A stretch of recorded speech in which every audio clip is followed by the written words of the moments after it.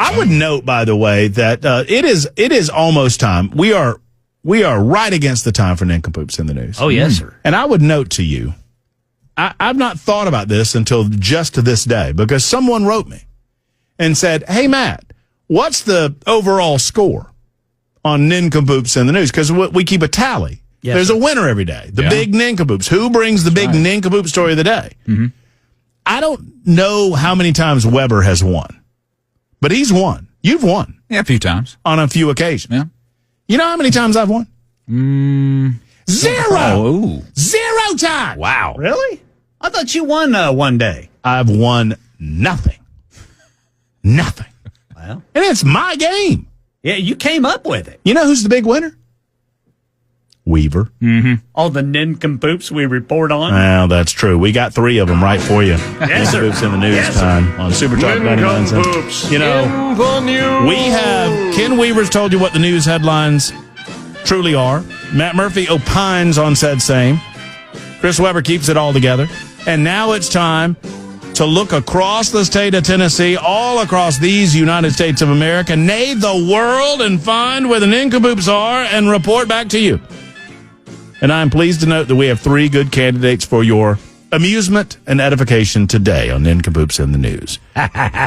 The biggest problem with Nincompoops in the News so far, it's been a big-time success as a segment on the Murphy Show in 2025. The biggest problem is I never know who to start with. Yeah. I think I need to create a rotation. We should draw straws. Okay, sure. Here, let me just draw one. Let me draw one. I'm going to put...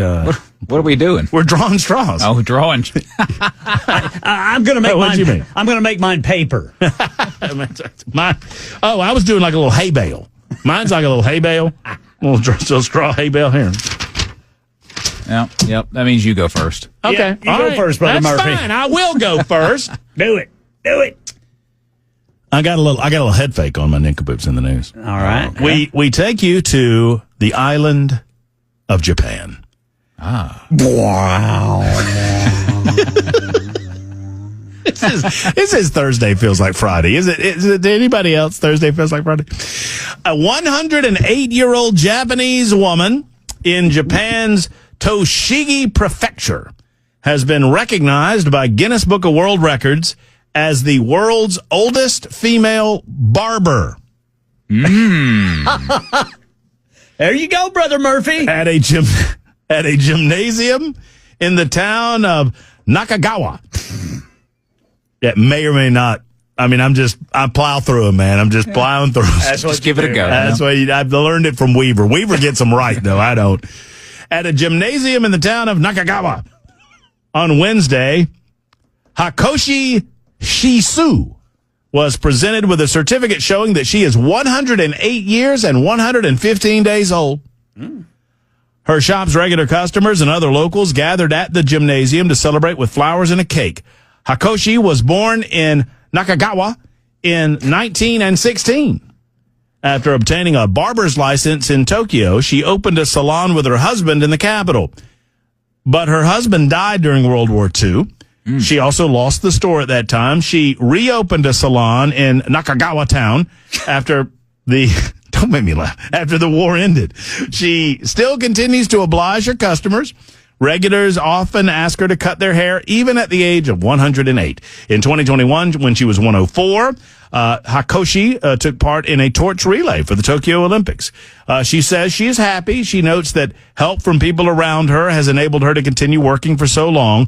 The barber also says that she will keep offering her services as long as there are customers. Guinness World Records recognized a 107-year-old American man as the oldest practicing barber in 2018. Currently separate categories for oldest male barber, oldest female barber, and Hakoshi is recognized as the world's oldest female barber, which is a good idea for me to go over to Nakagawa and present myself for hair cutting. And you might be asking, well, Matt, who's the nincompoop in this story? Oh, yeah, I completely forgot about that. Mm-hmm. Who's the nincompoop? Who is it, Brother Noah Murphy? Peters, the singing barber, is the nincompoop of this story for giving me this trash haircut. There, I'm done. Mr. Wow. Weber. All right. Well, you went to Japan. I'll go to China. Ooh. As part of a couple's engagement, a woman wanted her boo to go through the pain of childbirth. Her boo? Yeah. Her boo? Her boo. Yeah. The boo. The man obviously did not want to do this, but he did want to have children, so he agreed. Grab and squeeze. So the man and his fiancée went to a maternity clinic where the woman's sister worked. Oh, no. The man laid down in a chair, and she attached electrodes to his stomach, and the simulation began. What? Yeah, get this.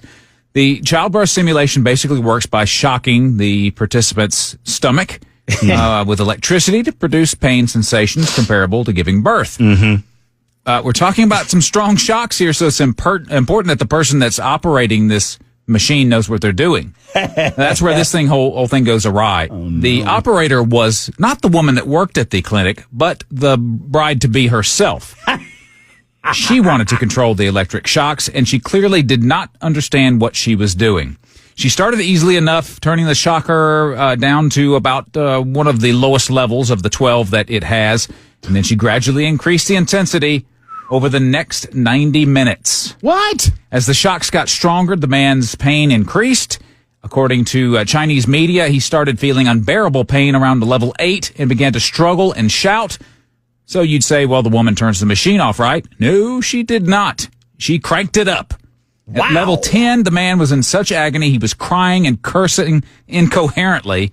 And then the fiancé turned the shocks up to the max level 12. The man reportedly was breathing rapidly in shallow, violent gasps, sweating so much that they said his clothes looked like someone had dunked him in a swimming pool. Wow. Following the torture, once it finally came to a conclusion, remind you, this was 90 minutes.